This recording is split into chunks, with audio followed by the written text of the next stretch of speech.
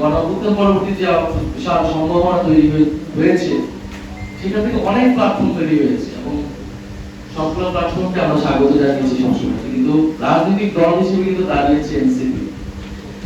এটার মূল কয়েকটি কারণ। একটা হচ্ছে গণঅভ্যুত্থানের যে মূল নেতৃত্বটা, সেই নেতৃত্ব আসলে এনসিপি তে বেশিরভাগ এসেছে, বড় অংশটাই এসেছে এনসিপি তে। আর দ্বিতীয়ত হচ্ছে গণঅভ্যুত্থান পরবর্তী যে রাজনীতি, যে সংস্কারের রাজনীতিটা, শুধু ক্ষমতা পরিবর্তনের রাজনীতিটা না, সেই রাজনীতিটা সংস্কার এবং বিচারের রাজনীতি এনসিপি ধরতে পেরেছিল, এনসিপি করেছে। তারপরে এনসিপি আমাদের জায়গা থেকে আমাদের অনেক ভুল সীমাবদ্ধতা ছিল, সেটা আমরা সবসময় বলেছি। নির্বাচন আমাদের একটা বড় অভিজ্ঞতা, জুলাই পদযাত্রা আমাদের একটা বড় অভিজ্ঞতা।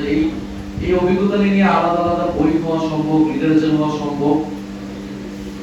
এবং আমি দেখেছি যে বাংলাদেশের থেকে বাংলাদেশের বাইরে যারা আন্তর্জাতিক পর্যায়ে মিডিয়া বা গবেষক আছেন, তাদের আগ্রহ অনেক বেশি আমাদের দেশের সাহিত্যিক গবেষকদের থেকে আমাদেরকে নিয়ে, মানে এনসিপি বা জুলাই গণঅভ্যুত্থান তরুণ নেতৃত্বদের নিয়ে। বাইরে থেকে এসে প্রচুর যারা ডকুমেন্টারি করে, এরকম পরিচালকরা প্রচুর এসেছেন, ডকুমেন্টারি করেছেন, অনেক ইন্টারভিউ নিয়েছেন।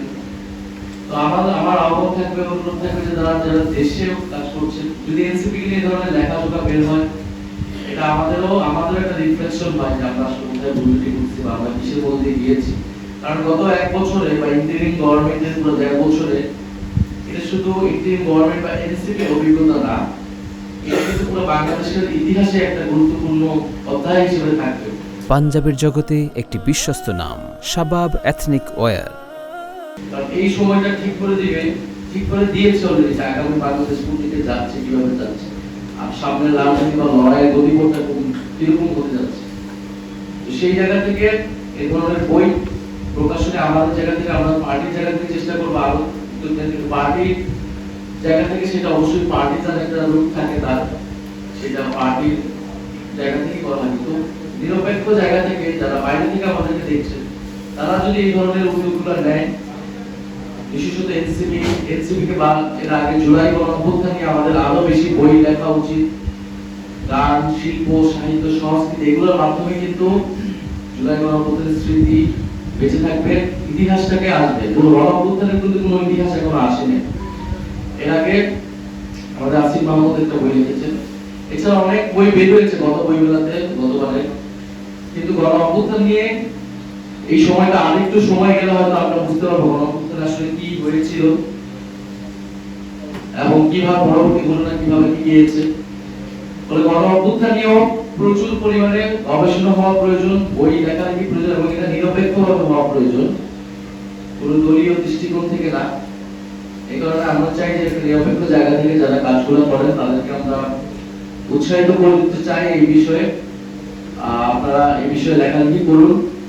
জুলাই গণঅভ্যুত্থান, তরুণ নেতৃত্ব এবং বিগত সময়গুলোকে আমাদের আসলে আরো বিশ্লেষণ করা উচিত।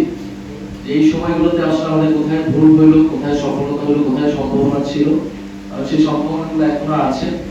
আমরা সেগুলোকে কাজে লাগাতে চাই। এবং পুরো দুনিয়াতেই আজকে নেপালে নির্বাচন হয়েছে, গতকালকে নেপালের নির্বাচনের ফল হয়েছে, অভ্যুত্থানকারী আমরা শুনতেছি তারা সেখানে এগিয়ে আছে, তারা বড় সফলতা পেতে যাচ্ছে। 2024-25 পুরা সময়টা কিন্তু জেনজি মুভমেন্ট হয়েছে পুরা দুনিয়াতে বিভিন্ন জায়গায়। গত এই সাম্প্রতিক 4-5 বছরে অনেক জায়গায় তারা সফল হয় নাই, অনেক জায়গায় তারা সফলতা পাচ্ছে।